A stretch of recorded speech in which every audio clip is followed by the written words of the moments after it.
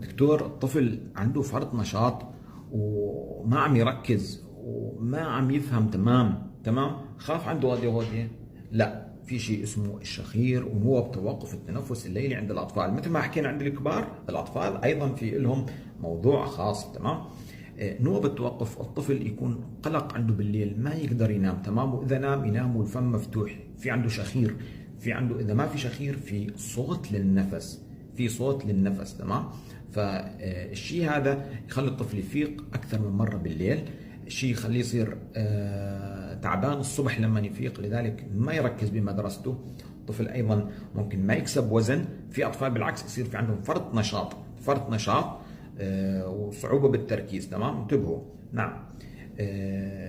ما يزيد وزنهم، وفي الاطفال بال5 سنوات ممكن يبلشوا يبولوا على حالهم بالليل، فانتبهوا.